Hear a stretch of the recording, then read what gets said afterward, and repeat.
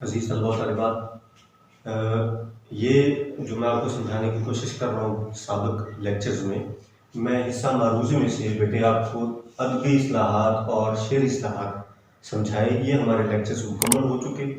آج حصہ معروضی میں سے جو آخری 5 کثیر الانتخابی سوالات ہوں گے، تذکیر و تانیث. بیٹے آج میں آپ کو تذکیر و تانیث سمجھانے کی کوشش کروں گا.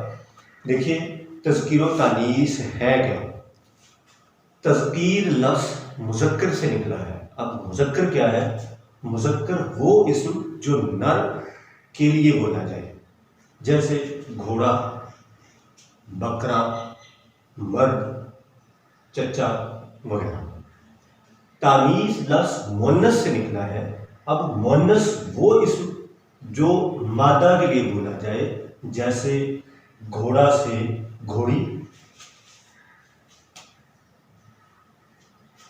جیسے بکرا سے بکری، مرد سے عورت، چچا سے چچی. عزیز طلبہ، یہاں پر میں آپ کو نہایت باریک بات سمجھانے کی کوشش کروں. تذکیر و تانیث یعنی مذکر مؤنث یہ جانداروں کے لیے ہوتے ہیں، بے جان کے لیے نہیں. بے جان میں تذکیر و تانیث یا مذکر مؤنث نہیں ہوتے. عزیز طلبہ، اب کچھ اسماء ایسے ہیں جو مذکر کے طور پہ بولے جاتے ہیں، کچھ اسماء ایسے ہیں جو مؤنث کے طور پہ بولے جاتے ہیں. عزیز طلبہ، میں آپ کو یاد دلا دوں، یہاں پر ایسے اسماء جو مذکر کے طور پہ بولے جاتے ہیں، جیسے قلم، جھاگ، ٹکٹ، اخبار، یہ مذکر کے طور پہ بولے جاتے ہیں. عزیز طلبہ، یہ مذکر ہیں نہیں. جو بے جان اسماء ہیں وہ مذکر یا مؤنث ہوتے نہیں ہیں. ہاں، مذکر کے طور پہ استعمال ہوتے ہیں، مؤنث کے طور پہ استعمال ہوتے ہیں. اگر کامن سینس کی بات ہے، یہاں پر اگر آپ دیکھیں، قلم مذکر کے طور پہ بولا جاتا ہے، لیکن اگر ہم کہیں کہ بھئی قلم مذکر ہے، اس کا مؤنث کیا ہے؟ جھاگ مذکر ہے تو پھر مؤنث کیا ہے؟ ٹکٹ مذکر ہے تو پھر مؤنث کیا ہے؟ عزیز طلبہ، بے جان اسماء میں مذکر مؤنث نہیں ہوتے. ہاں، مذکر کے طور پہ بولے جاتے ہیں یا مؤنث کے طور پہ بولے جاتے ہیں. عزیز طلبہ، یہاں پر دیکھیے، اب کچھ میں ایسے آپ کو کچھ چیزوں کے نام بتا دوں جو اسپیسیفک ہیں. یا تو وہ مذکر کے طور پہ ہی بولے جاتے ہیں یا مؤنث کے طور پہ ہی بولے جاتے ہیں. اب کثیر الانتخابی جو سوالات آپ کو آئیں گے، آخری 5، عزیز طلبہ، ان میں صرف مذکر مؤنث یا مذکر کے طور پہ بولے جانے اسماء یا مؤنث کے طور پہ بولے جانے والے اسماء نہیں ہوں گے. یہ ناکافی بات ہے، یہ تو ہوں گے ہی ہوں گے.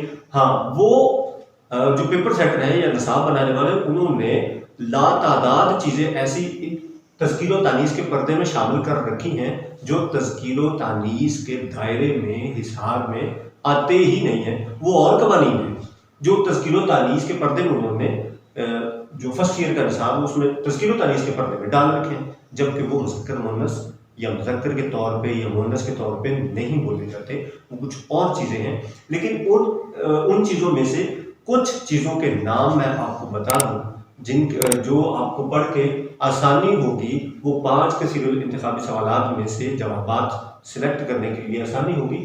اب وہ کون سے ہیں ان کو یاد رکھیے گا. جیسے ستاروں اور سیاروں کے نام مذکر کے طور پر ہی بولے جائیں گے.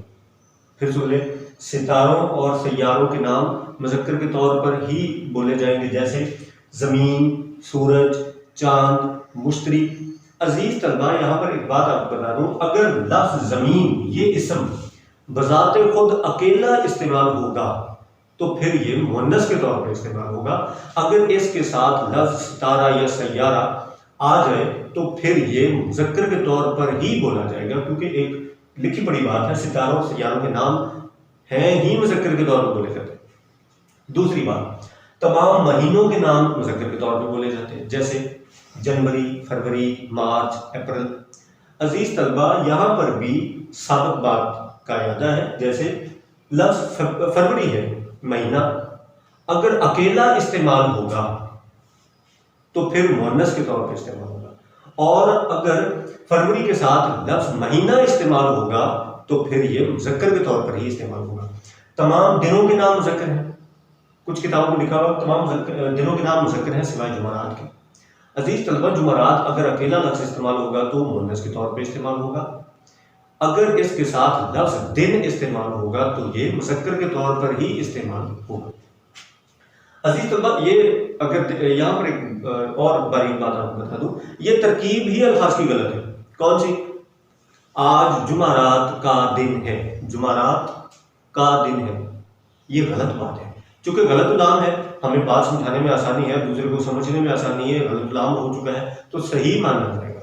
عزیز طلبہ تمام درختوں کے نام مذکر کے طور پہ بولے جاتے ہیں، جیسے آم کا درخت، انار کا درخت، سیب کا درخت۔ تمام ملکوں کے نام مذکر کے طور پر ہی بولے جائیں گے، جیسے پاکستان، جیسے بھارت، امریکہ وغیرہ وغیرہ۔ تمام شہروں کے نام مذکر کے طور پہ بولے جائیں گے، جیسے ننکانہ صاحب، لاہور، کراچی وغیرہ۔ تمام بر اعظموں کے نام مذکر کے طور پہ بولے جائیں گے، جیسے بر اعظم افریقہ، ایشیا وغیرہ۔ تمام پہاڑوں کے نام مذکر کے طور پہ بولے جائیں گے، جیسے کوہ ہندوکش، کوہ طور۔ تمام دریاؤں کے نام مذکر کے طور پہ بولے جائیں گے، جیسے دریائے راوی، دریائے ستلج، دریائے چناب وغیرہ۔ یہاں پر پھر سابق بات کا ہی اعادہ ہے، اگر راوی لفظ اکیلا اسم استعمال ہو رہا ہے تو یہ مؤنث کے طور پہ استعمال ہوگا، اگر اس کے ساتھ لفظ دریا استعمال ہو گیا تو پھر یہ مذکر کے طور پر بولا جائے گا۔ تمام زبانوں کے نام مؤنث ہیں، جیسے اردو، انگلش، عربی۔ تمام آوازیں مؤنث ہیں، آوازیں اس جو اسماء صوت ہیں، آپ میٹرک میں پڑھ چکے ہو، یہ مؤنث کے طور پہ بولے جاتے ہیں، جیسے کائیں کائیں، چون چون، میاؤں میاؤں، یہ اسماء صوت ہیں اور یہ مؤنث کے طور پر بولے جاتے ہیں۔ عزیز طلبہ میں نے کچھ چیزوں کے اسپیسیفک چیزیں آپ کو بتائیں جو یا تو مذکر کے طور پر ہی بولے جائیں گے یا مؤنث کے طور پر ہی بولے جائیں گے۔ عزیز طلبہ تذکیر و تانیث کے پردے میں صرف یہی نہیں ہے، یہ ناکافی بات ہے۔ جب تذکیر و تانیث پیپر میں آتے ہیں تو اس میں کچھ کثیر الانتخابی سوالات کچھ ایسے ہیں جو ان سے لینا دینا ہی نہیں ہے، وہ بالکل ہٹ کے ہیں، وہ قوانین کچھ اور ہیں۔ عزیز طلبہ تذکیر و تانیث کے پردے میں کچھ اور چیزیں بھی ہیں جو میں آپ کو انشاءاللہ اگلے لیکچر میں سمجھاؤں گا۔ امید کرتا ہوں جتنا تذکیر و تانیث کا حصہ میں نے آپ کو سمجھانے کی کوشش کی ہے وہ آپ ضرور سمجھ چکے ہوں گے۔ انشاءاللہ اس کا اگلا حصہ لیکچر نمبر 12 میں انشاءاللہ آپ کو سمجھاؤں گا۔ السلام علیکم۔